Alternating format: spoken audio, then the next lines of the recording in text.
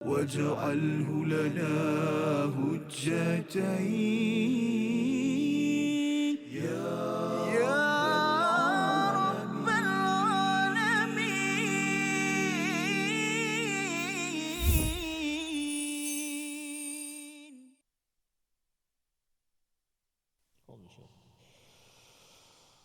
إذ تصعدون ولا تلوون على أحد والرسول يدعوكم في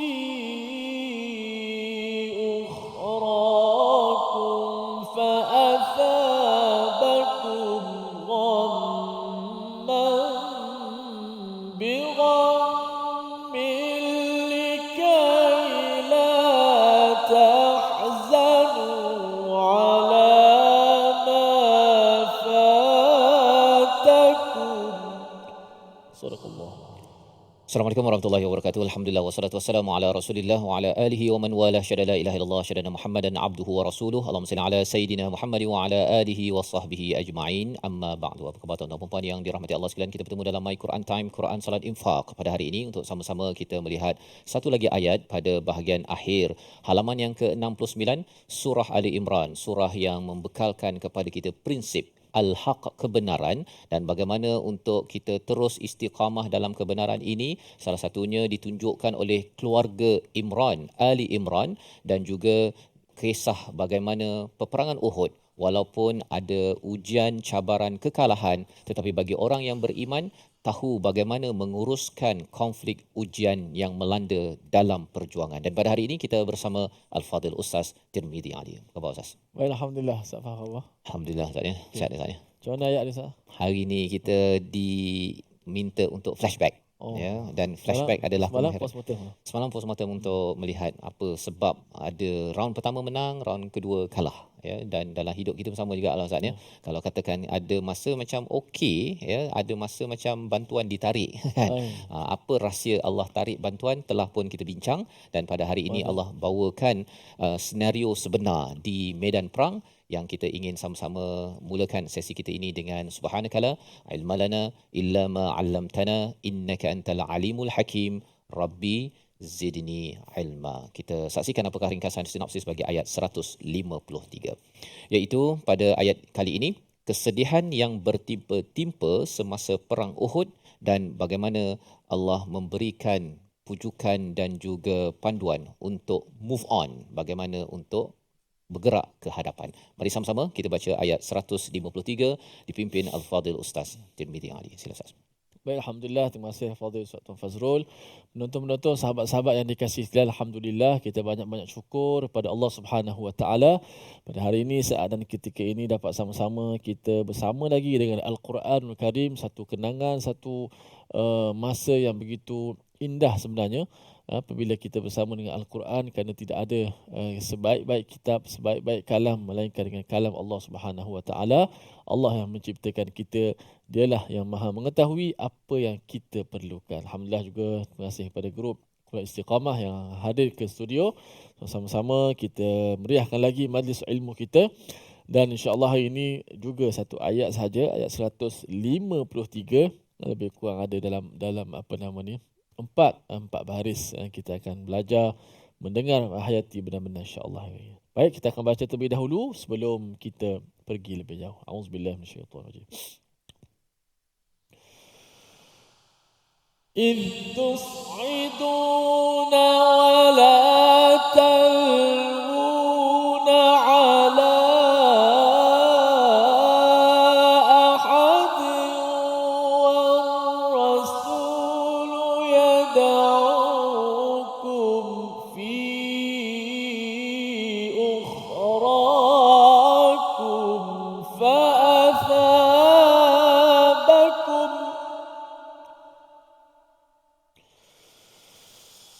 فأثابكم غما بغم لكي لا تحزنوا على ما فاتكم ولا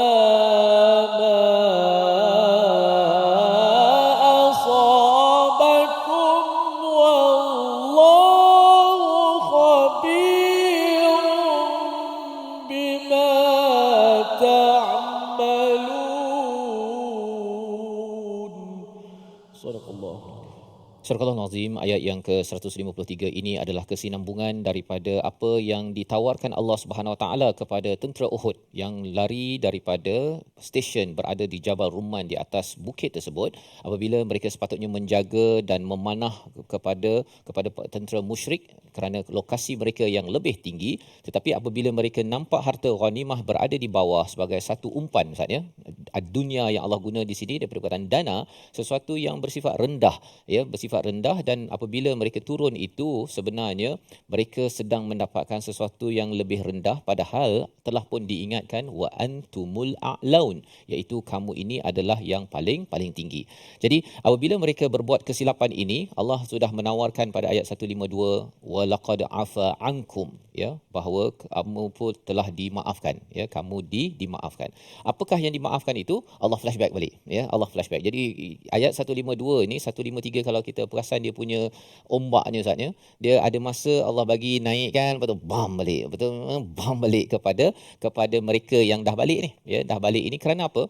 Kerana ia adalah satu perkara yang menyayat hati kepada tentera ataupun umat Islam di Madinah yang dipenuhi dengan ratapan, tangisan, kesedihan 70 orang syahid dan ramai anak yatim yang muncul selepas peristiwa Uhud tersebut.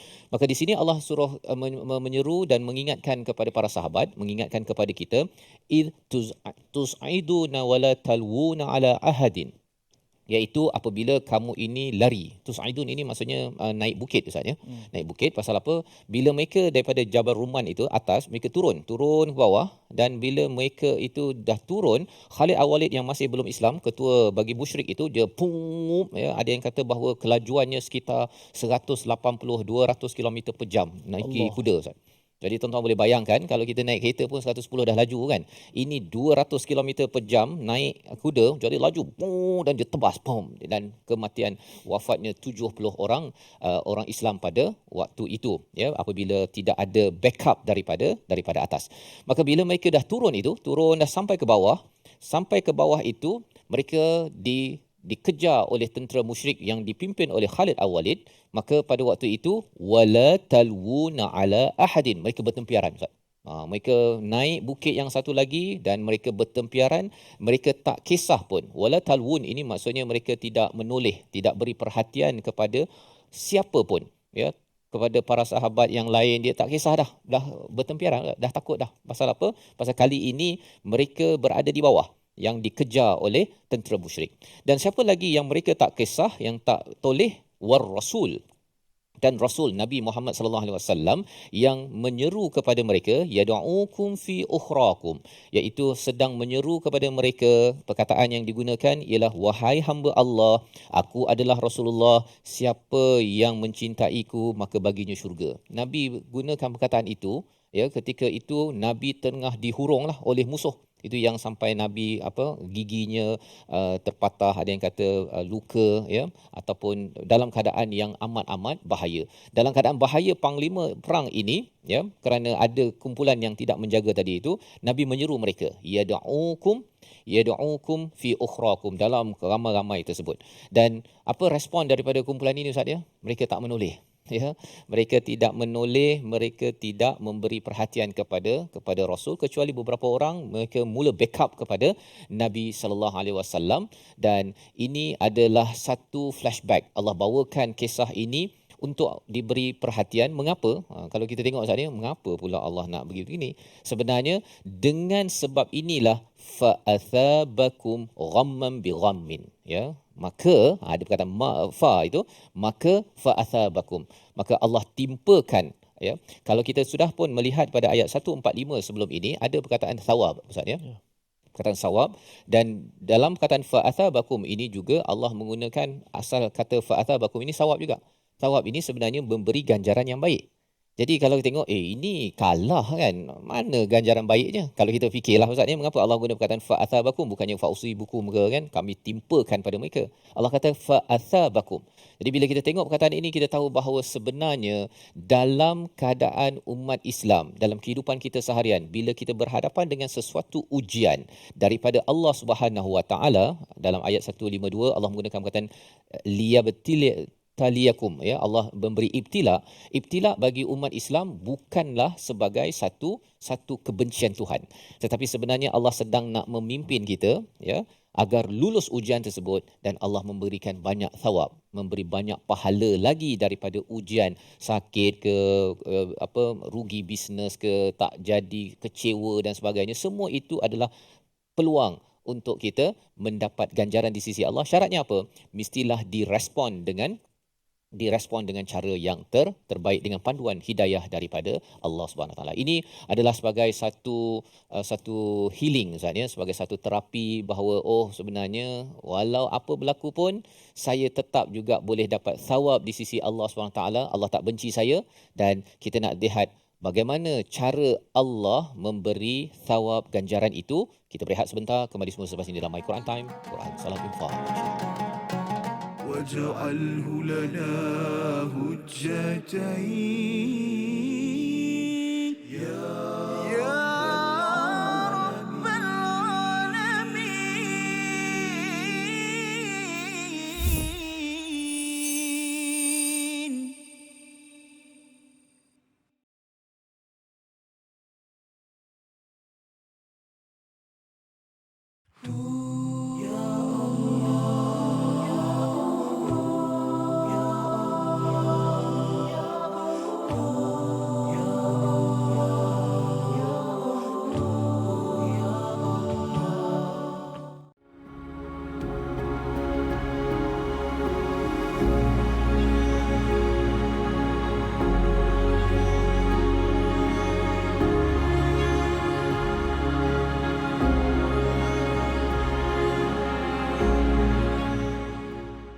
Al-Quran.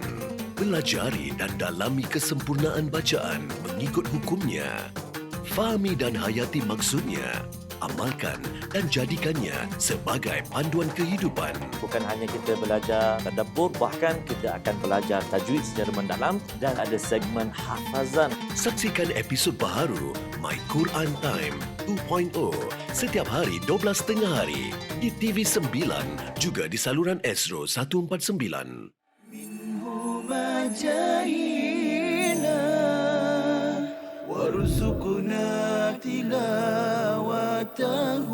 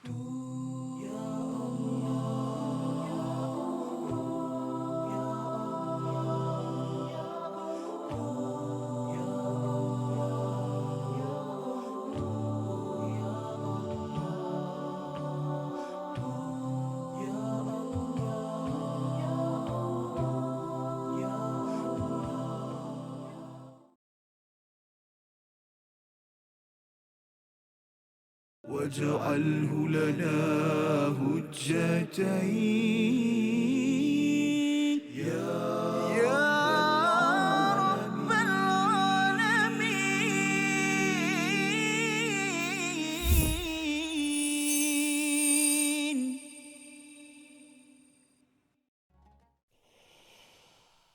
إذ تصعدون ولا تلوون على أحد والرسول يدعوكم في أخراكم فأثابكم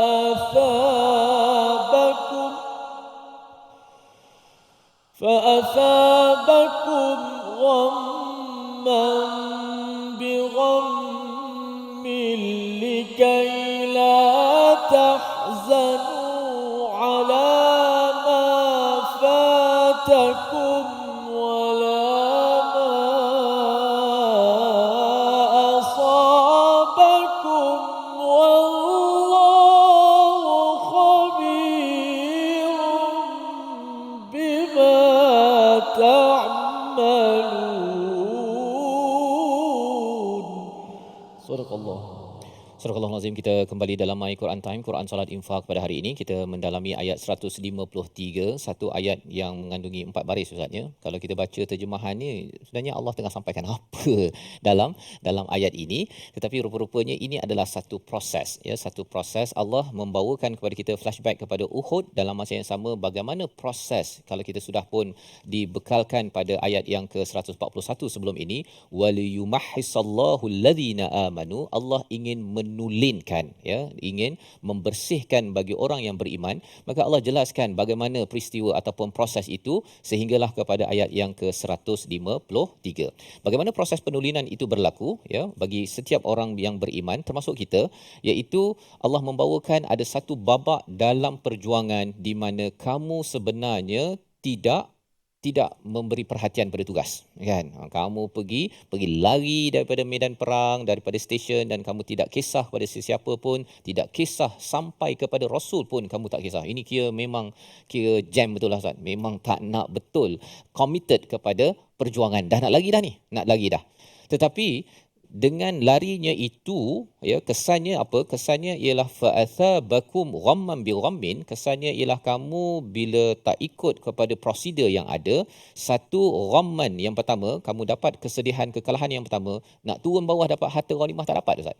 Ingatkan kalau pergi ke bawah tu dapat, tak dapat juga, ya, dan tak menang pun. Dan bilghammin, dengan kekalahan, kesedihan yang seterusnya, iaitu apa? Dengan berita bahawa Nabi wafat dan kemudian dengan kepergian 70 orang. Jadi sedih atas sedih ini berlaku kerana kamu juga yang tempah. Lebih kurang gitulah, kan. Kamu juga yang tempah, kamu juga yang menolak bantuan daripada Allah Subhanahu Wa Taala dengan mengekalkan takwa dan juga sabar di dalam perjuangan. Jadi apabila kita lihat bahawa rupanya proses penulinan bagi orang beriman dalam kehidupan ini, dia ada beberapa banyak tingkat Ustaz.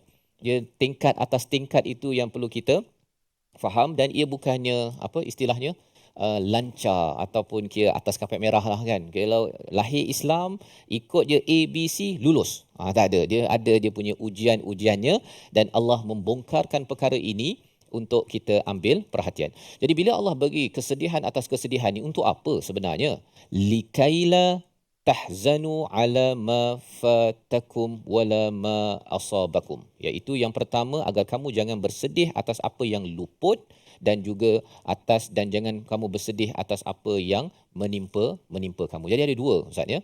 Yang pertama ialah bila Allah bagi ujian dan sampai rasa kalah bertimpa-timpa lah ni. Ghamman bi ghammin ini, kalau kita baca pun kita rasa macam kan, ya. Rupa-rupanya tujuan Allah bagi dalam hidup kita ni ghamman bi ghammin adalah yang pertama, agar kita ini jangan mudah bersedih atas apa yang luput. Ya, satu yang luput itu tak dapat harta rampasan, tak dapat kemenangan, jangan sedih sangat.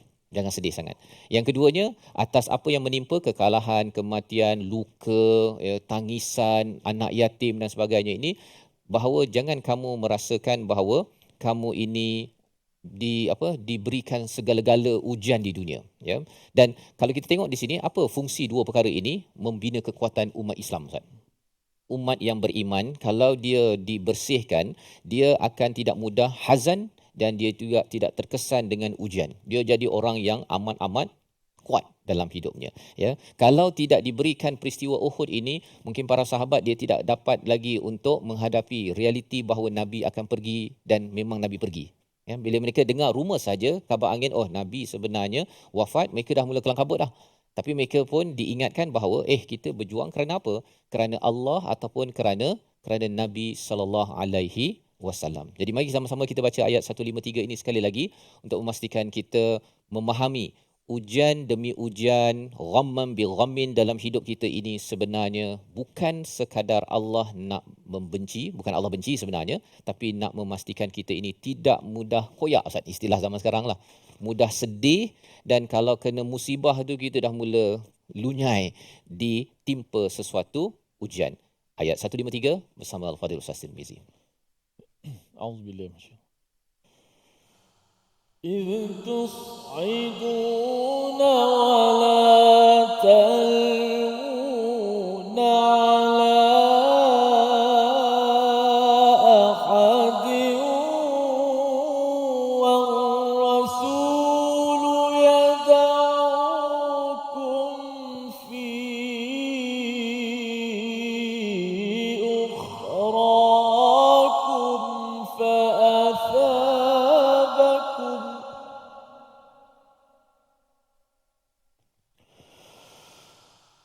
فأثابكم غما بغم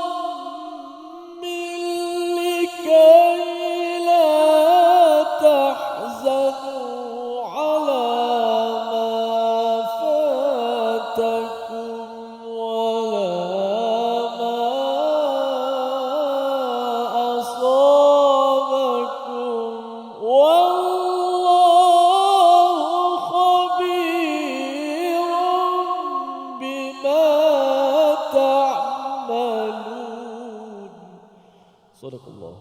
Surah Al-Azim, gitulah ayat yang ke-153 menjelaskan pada bahagian yang kedua kita bincangkan sebentar tadi fungsi ujian yang Allah berikan dalam kehidupan, ya. Bila Allah memberi ujian, Ustaz, ya, ujian itu boleh datang dalam bentuk yang umum ataupun ujian itu datang daripada kesilapan kita pun ada juga, ya. Kerana tak bertakwa, kurang takwa dan sabar itu, maka Allah tarik bantuan, maka datanglah satu ujian. Tapi semua itu ujian itu adalah untuk membawa thawab. Allah menggunakan perkataan fa'athabakum, ya. Allah sebenarnya sedang memberikan sesuatu ganjaran yang baik, ya, di atas ghamman bi ghammin, atas peristiwa yang sedih di dalam kehidupan kita. Jadi di sini bila Allah berikan tersebut adalah apa ganjarannya, Ustaz, ya? Ganjarannya kita jadi kuat. Kita jadi kuat, likaila tahzanu, pada masa akan datang kita bukan jadi orang yang sikit-sikitnya sedih. Sikit-sikit saja rasa macam kena ujian ni, alamak dah mula dah tarik diri. Tak, kita jadi orang yang kuat, dan inilah yang ditarbiah oleh Allah kepada tentera Uhud, di mana pada peristiwa perang-perang seterusnya mereka menang, Ustaz. Mereka menang. Walaupun ada berita contohnya bila ada yang kematian, ada yang syahid, mereka tetap kuat. Bila Nabi pergi, ya, pada selepas daripada Tabuk, kan, perang Tabuk, Nabi pun dipanggil oleh Allah SWT selepas daripada peristiwa Arafah contohnya, mereka masih lagi kuat. Memanglah Umar dia kata siapa yang kata Nabi dah ni dia nak tebas, kan, tapi Abu Bakar ada backup menyatakan kamu kalau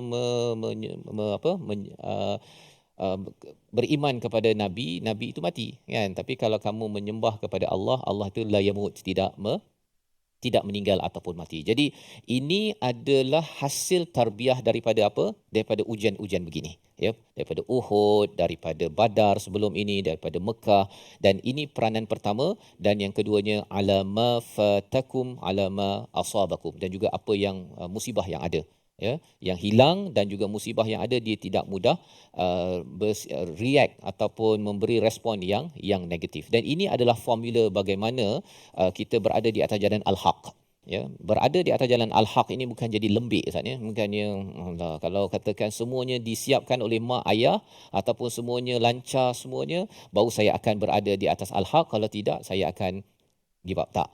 Allah bagi package ini kepada semua di kalangan kita untuk digelar sebagai al-mu'minin pada ayat 152 sebentar tadi. Membawa kepada perkataan pilihan pada hari ini, kita saksikan, iaitu perkataannya ialah likaila tahzanu ala ma fatakum, ya, iaitu kita fokuskan pada perkataan fatakum daripada perkataan fata, iaitu luput ataupun lepas ataupun hilang, ya, ada kaitan dengan wafat. 5 kali disebut di dalam Al-Quran, dalam surah Saba, dalam surah Al-Hadid, dalam surah Al-Mumtahanah. Dalam hidup kita ini ada benda yang luput, jangan sampai ianya menyebabkan kita jadi lembik dan juga mudah sedih, Ustaz, ya. Pasal itu akan mengganggu kita berada di atas fokus al-haq, menuju kepada Allah, menuju kepada rahmat syurga Allah suatu hari nanti. Jadi ini formula yang amat besar. Kita berehat sebentar, kembali semua selepas ini dalam My Quran Time, Quran Salat Infaq, insya-Allah. واجعله لنا هجتين يا رب العالمين.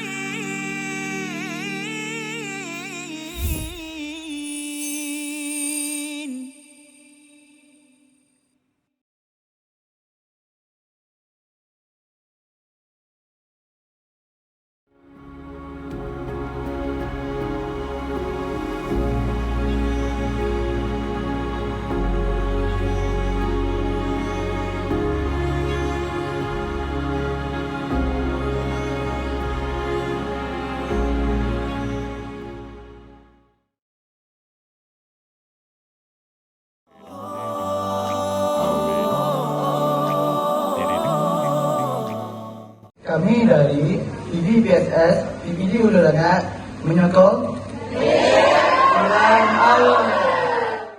Apron will be blessed indeed with silk robes and rivers to feed, resting in the grandest of homes, drinking the smoothest salsabila. Humajahina warzuqna tilawatahu.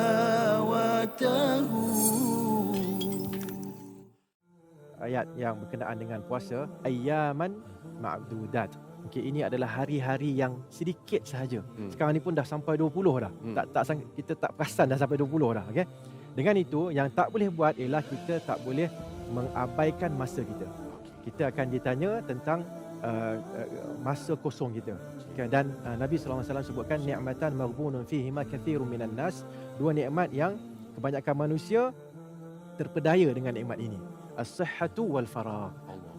Sihat maksudnya badan yang sihat. Al-faragh masa yang ada, yang kosong. Okey, so bila masuk malam tu tak tahu nak buat apa. Itu masalah tu sebenarnya. Okey, isikan masa yang kosong itu dengan apa yang kita sebutkan tadi, apa saja bentuk amalan ibadat, sama ada yang khusus ataupun yang umum, membantu orang Islam, membantu binatang ke apa semua yang memerlukan bantuan, kita bantu. Dengan itu kita dah mengisi masa kita. Okey. So jangan, yang tak boleh buat adalah jangan kita buang masa.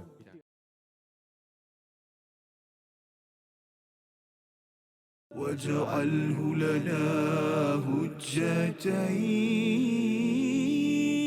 يا رب العالمين.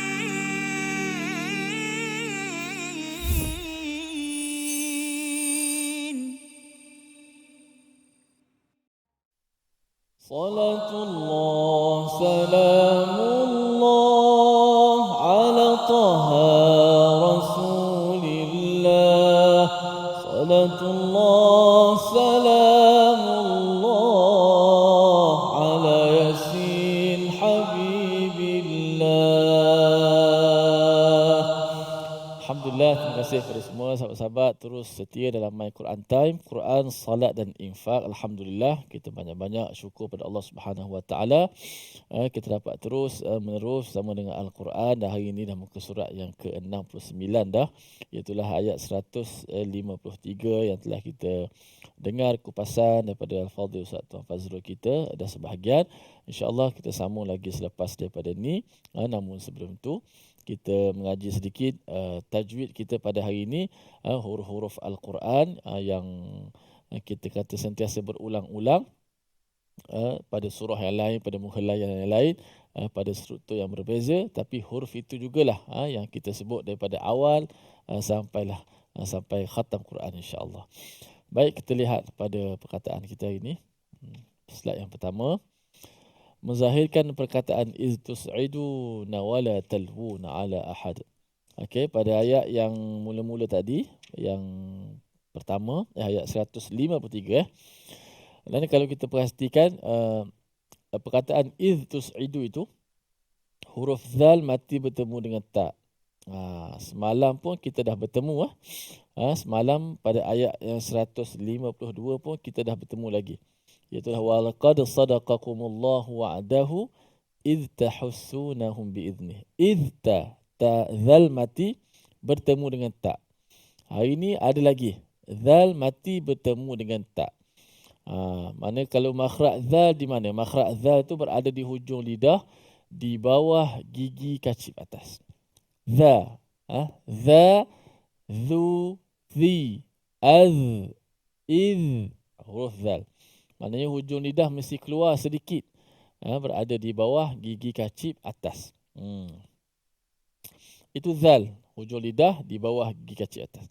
Adapun huruf ta, hujung lidah juga, tapi berada di belakang gigi ataupun gusi, hujung ataupun gusi pengikat gigi atas tu. Maka dekatlah. Za, ta. Za, ta. Ta, za. Dekat sahaja. Dia punya makhraj kedudukan tu. Maka walau macam mana pun di sini bacaan daripada riwayat imam kita, Imam Hafs an Asim, yang kita, masyarakat kita di Malaysia membaca mengikut riwayat Imam Hafs an Asim, dan bahkan di banyak penduduk bumi ini menggunakan riwayat Imam Hafs an Asim. Yang mana Imam Hafs an Asim membaca secara izhar di sini, iaitu membaca secara zal itu, huruf zal pada iz itu dijelaskan matinya, dizahirkan matinya. Tidak dibaca secara idgham. Maka bila tidak dibaca secara idgham mengikut riwayat yang lain, maka sudah pasti kesalahan tu bila ada khilaf qiraat di situ, bacaan, maka sebab itulah ada banyak berlaku kesalahan, mudah berlaku di situ. Maka huruf zal, ingat huruf zal ni suaranya dilepaskan. Il, okey. Suara je, bukan nafas sekali. Kalau nafas sekali jadi iz. Kalau ada angin tu, dia akan bertukar. Tak jadi zal yang asli. Bahkan dia macam menyerupai sin. Boleh juga menyerupai huruf tha. Okey, bila ada angin. Sebab itulah huruf za dengan tha beza dekat mana. Okey, huruf zal dan juga tha. Huruf za, hujung lidah di bawah gigi kacip atas. Huruf tha pun sama, hujung lidah di bawah gigi kacip atas. Tapi bezanya tha dia berangin. Tha, dia ada udara keluar. Za tidak ada. Itu beza pada sifat dia berbeza. Bila sifat berbeza, bunyi pun beza. Kita boleh bezakan antara za dengan tha. Kalau kita tak tahu sifat, kita main letak je, tempat za pun jadi tha, tempat tha pun kadang-kadang jadi zal. Kerana tempatnya sama, makhrajnya, cara sebutnya sama, tapi sifat yang membezakan kedua-dua huruf ini. Okey? Baik. Kita terus pergi pada ayat yang ke-153. إذ تصعدون ولا تلوون على أحد والرسول يدعوكم. 1, 2 mula. إذ تصعدون ولا تلوون على أحد والرسول يدعوكم. إذ تصعدون ولا تلوون على أحد والرسول يدعوكم. إذ تصعدون ولا تلوون على أحد والرسول يدعوكم. Itu huruf zal bertemu dengan ta dibaca secara izhar. Tidak boleh kita baca id. Dia akan mudah. Dia akan mudah zal tu tersangkut sebab selepas tu dekatnya huruf kita nak pergi kat ta. Dekat sangat kan. Id. Jadi soalan macam id, macam diidghamkan zal ke dalam ta. Maka kalau kita baca begitu, bukan sekadar salah tu, bukanlah sekadar salah dipanggil apa? Salah kita mengidghamkan. Za tu tidak dijelaskan. Tetapi kita telah membaca tempat izhar, kita membaca secara idgham. Bila baca izhar dan idgham bertukar-tukar, maka dia menjadi kesalahan tu pada riwayat. Riwayat sebab Imam Hafs an Asim, imam kita, baca secara usulnya, asasnya tempat-tempat yang begini dibaca secara izhar, mak wajib dibaca secara 45 rakaat pula. 45 harakat, mak jaiz 45. Dibaca dah dia punya susun jalur, dia punya peraturan dia begitu. Dia punya, kalau kita belajar ilmu qiraat, dia punya usul dia begitu. Jadi bila kita dah kesilapan tu pada idgham dan izhar, maka kesalahan tu bukan sekadar salah tu, tapi salah dia punya riwayat. Kita dah bertukar-tukar masuk riwayat lain. Contoh begitu. Mencampur aduk riwayat. Okey. Umpama kita nak baca dalam satu ayat tu beberapa qiraat. Kita bertukar-tukar lah.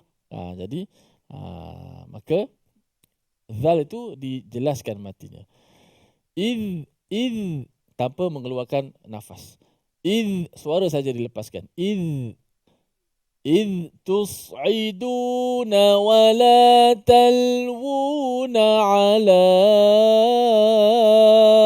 أحد والرسول يدعوكم. Satu, dua, mula. إذ تصعدون ولا تلوون على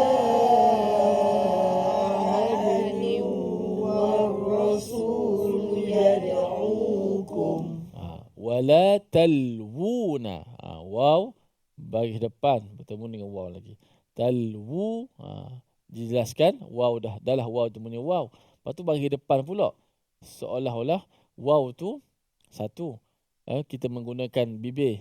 Kemudian bagi depan, bila bagi depan pun menggunakan bibir juga muncung. Kemudian waw mati pula. ولا تلوون على أحد والرسول يدعوكم. ولا تلوون على أحد والرسول يدعوكم. Okey, kita baca. إذ تصعدون ولا تلوون على أحد والرسول يدعوكم. إذ تصعدون ولا تلوون على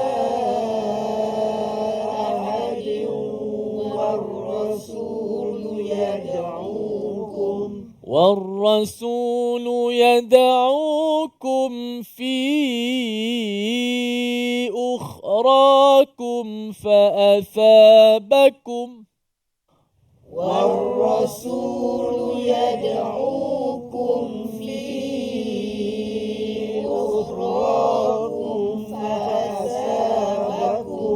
فأثابكم غما بغم لكي لا تحزنوا. فأثابكم غما بغم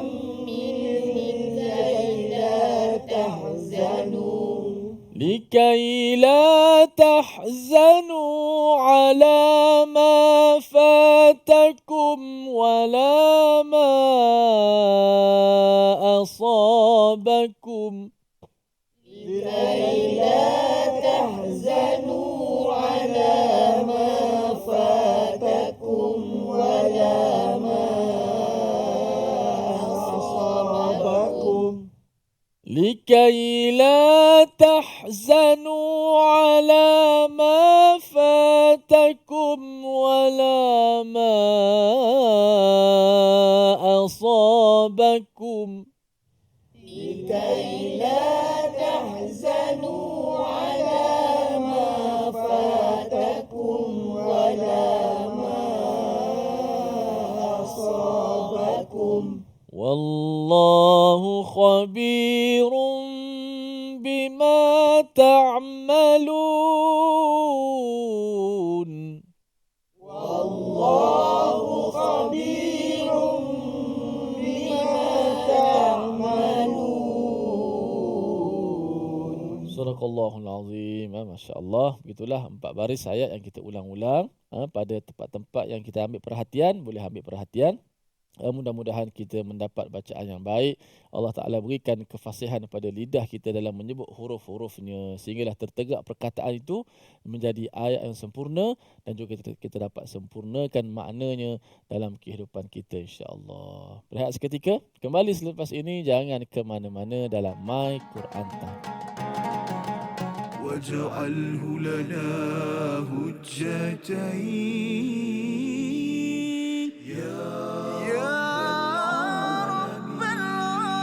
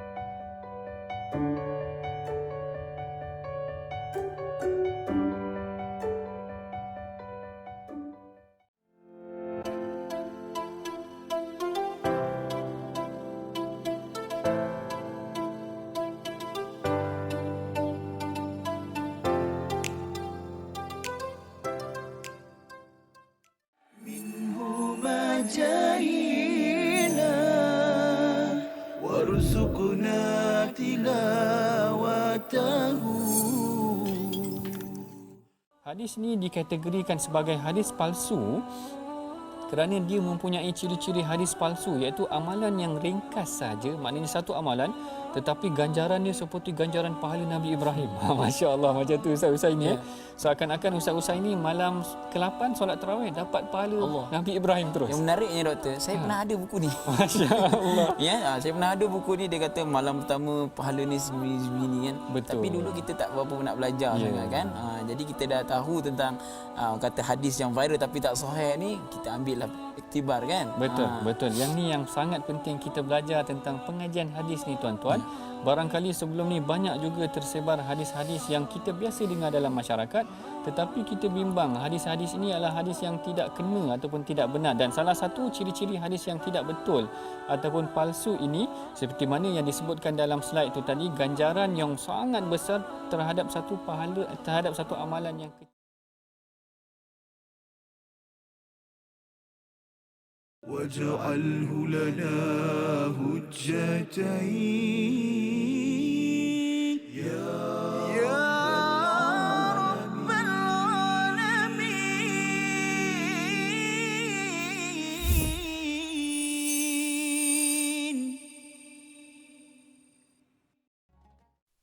Kembali kita dalam My Quran Time, Quran Salat Infak pada hari ini untuk sama-sama kita melihat kepada ayat 153 sebagai satu flashback daripada Allah Subhanahu Wa Taala kepada tentera Uhud yang telah pun diampunkan ataupun dimaafkan pada ayat 152, dan ayat 153 ini Allah bawakan babak demi babak cemas di dalam peperangan tersebut, di mana sebenarnya ia adalah sebagai satu disiplin kental yang disiapkan Allah Subhanahu Wa Taala, dan bagaimanakah Allah menguruskan membina pasukan yang lebih kental pada masa-masa yang akan datang. Allah memberikan istilahnya fa'athabakum ghamman bi ghammin, satu perkara yang penting yang perlu kita faham sebenar-benarnya, proses mahus ataupun tamhis, pembersihan, penulinan Allah kepada orang-orang beriman, kepada para sahabat, kepada kita pada zaman ini. Mari sama-sama kita baca ayat 153 untuk kita melihat bahagian hujung bila Allah membuat satu kesimpulan besar yang perlu kita fahami bersama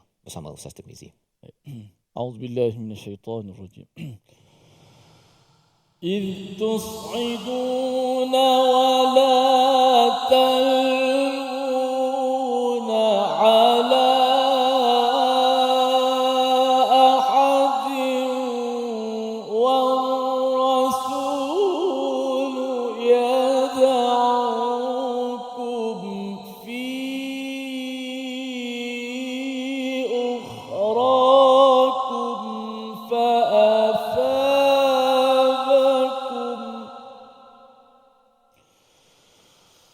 فأثابكم غما بغم لكي لا تحزنوا على ما فاتكم ولا ما أصابكم والله خبير بما تعملون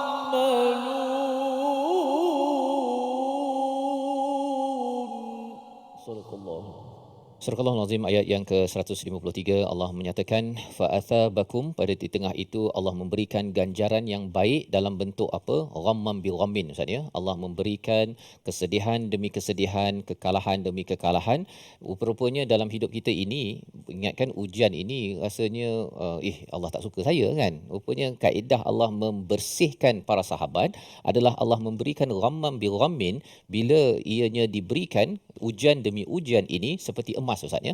Kalau emas tak tulen jongkong itu, bila dibakar 100 degree, 200 darjah Celsius, kemudian 500 darjah Celsius, 2000 darjah Celsius, maka dibakar demi bakar, bakar atas bakar tersebut, ujian demi ujian, barulah ianya menghasilkan kepada emas yang tulen, yang bersih. Dan kalau seorang muslim itu, mukmin itu, likaila tahzanu ala ma fatakum ala ma asabakum, iaitu mereka ini tidak mudah untuk sedih atas apa yang luput tak dapat, Ustaz ya. Tak adalah dia tak dapat nasi lemak pun dia rasa malah dia tak bagi nasi lemak kan. Orang tak bagi senyum kat dia sendiri pun dia dah mula rasa. Ataupun yang keduanya ialah bila dia merasakan ada musibah, ya, tidak mudah terkesan dengan sesuatu musibah kerana dia tahu bahawa setiap apa yang ada tak pernah salah alamat, Ustaz ya. Musibah ni dia macam arrow, anak panah tu, kalau dia kena kat busur kat tengah itu adalah usibu. Jadi apabila kita mendapat musibah, Allah tidak pernah memberi musibah pada alamat yang salah. Ya, maksudnya memang Allah nak bagi kat kita. Tak ada pula ada orang kata bahawa mengapalah saya dapat musibah begini, orang lain nampak macam tak ada ujian, contohnya kan. Sebenarnya setiap orang diberikan ujian, dan telah pun kita lihat perkara ini pada surah Al-Baqarah ayat yang ke-156, 157 itu, Allah pasti akan menguji dan Allah memberi ujian musibah itu untuk menjemput rahmat, hidayah dan juga keampunan daripada Allah Subhanahu wa taala. Di hujung ini Allah menyatakan wallahu khabirum bima ta'malun, dan Allah ini amat mengetahui apa yang kamu lakukan. Mengapa ada perkataan perkara ini bercakap tentang khabir, Ustaz ya? Khabir ini mengetahui secara menyeluruh, ya, perkara yang ke hadapan, perkara yang akan berlaku 5, 10, 100, 1000 tahun daripada sekarang. Jadi apa kaitan dengan peristiwa ini? Apabila ada para sahabat yang tidak mengikut kepada peraturan, kemudian kalahnya umat Islam pada Uhud itu, Allah tahu apa niat tentera-tentera yang nak pergi ambil harta di bawah sana ataupun yang kekal di atas sana. Allah tahu. Kemudian Allah tahu, ya, khabir segala perkara, hikmah daripada Uhud itu. Bila kalah, memang bila kita ditimpa musibah, kita rasa macam segala-galanya sudah habis di dunia, tapi sebenarnya Allah yang tahu apa akan berlaku pada tahun ke-4, 5, 6 Hijrah. Ya, daripada peristiwa itu 6 Hijrah, Nabi, sahabat rindu nak pergi balik ke Mekah, dan mereka pun pergilah balik nak pergi Mekah, Ustaz ya. Hudaibiyah pula berlaku. Yang kena tahan, patah balik, tak dapat masuk Mekah, tak dapat tunaikan haji pada waktu itu. Jadi perkara tersebut Allah yang tahu. Kita tak tahu. Jadi kita tahu bahawa sebenarnya hikmah di sebalik segala ghamman bi ghammin itu milik Allah Subhanahu Wa Taala. Kesannya apa? Kesannya ialah kita serahkan daripada Allah. Kita tahu dah bahawa Allah sedang membersihkan saya selagi saya berpegang kepada keimanan. Itu saja. Tetapi kalau katakan saya tak berpegang pada keimanan, ataupun saya, istilahnya Ustaznya, tidak lulus ujian, marah-marah, rasanya give up, tak payahlah, nak buat baik pun susah sangat, baik saya tak payah buat baik. Contohnya, kalau itu adalah kaedahnya, maka kita akan habis Ustaz. Ya, kita akan gagal dalam perjuangan mendapat hikmah yang ke hadapan. Dan lebih daripada itu, khabir ini juga berkaitan dengan strategi, Ustaz. Kadang-kadang kita ni dah strategi usaha dalam hidup kita ni, kita rasa bahawa kitalah yang terbaik, tetapi sebenarnya Allah lah khabirum bima ta'malun. Apa sahaja amal strategi yang kita buat, Allah lebih mengetahui. Kita cuba A, B, tapi Allah ada cara C. Yang penting apa? Segala berlaku dalam hidup kita ini, Allah nak memberikan pembersihan kepada umat Islam, dan inilah yang kita akan lihat lagi dan lagi selepas daripada ayat 153. Membawa pada resolusi kita pada hari ini, kita saksikan, iaitu yang pertama ialah tidak melukakan hati orang lain dengan perbuatan khianat, terutama dalam perjuangan di dalam kehidupan. Yang pertama. Yang kedua, tidak mudah berputus asa dan bersedih hati dengan musibah, dan ianya dibina. Allah bina kekuatan itu sebenarnya dengan ghamman bi ghammin. Allah akan beri ujian demi ujian. Pasal kalau nak bina macam tu je, dekat sekolah tak boleh ajar, Ustaz. Ya, tak boleh ajar kecuali Allah bagi terus kena kepada kita. Yang kedua. Yang ketiga, melaksanakan tugasan dengan bertanggungjawab dan amanah, kerana kita tahu bahawa kemenangan kita adalah kerana melakukan amanah dan tanggungjawab, bukannya kerana banyak untung ataupun kita nampak musuh bertempiaran lari, bukan, tetapi masih lagi menjaga stesen masing-masing. Ini pelajaran daripada peristiwa Uhud. Kita doa kepada Allah SWT, Allah membekalkan hidayah kepada kita pada setiap masa. Pelajaran daripada Uhud. Silakan Ustaz. Bismillahirrahmanirrahim. Alhamdulillah Rabbil Alamin. Wassalatu wassalamu ala ashrafil mursalin wa ala alihi wa sahbihi ajma'in. Allahumma ahyina ala al-iman wa amitna bil iman wa ahsyurna bil iman wa adkhilna al-jannata ma'al iman birahmatika ya arhamar rahimin. Allahumma ati anfusana taqwaha wa zakkiha anta khairu man zakkaha. Allahumma inna nas'aluka hubbak وحب من يحبك وحب عمل يقربنا إلى حبك يا رب العالمين وصلى الله وسلم وبارك على محمد والحمد لله رب العالمين. Amin amin amin ya rabbal alamin. Moga-moga Allah mengabulkan doa kita dan membekalkan kefahaman kepada kita bahawa sebenarnya ujian demi ujian akan banyak melanda bila kita berjuang. Kalau tak berjuang maksudnya ada juga ujian.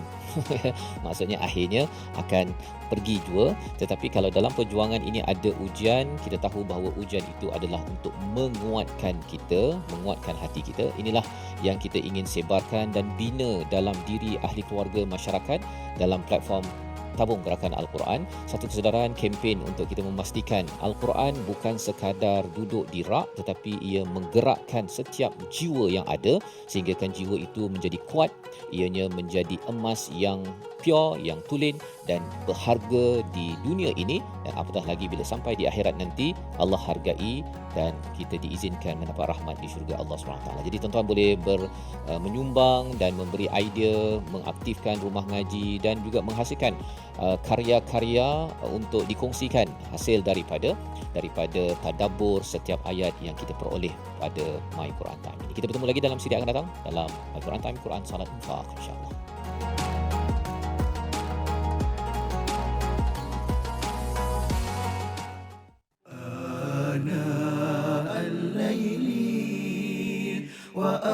وأطراف النهار واجعله لنا هجتين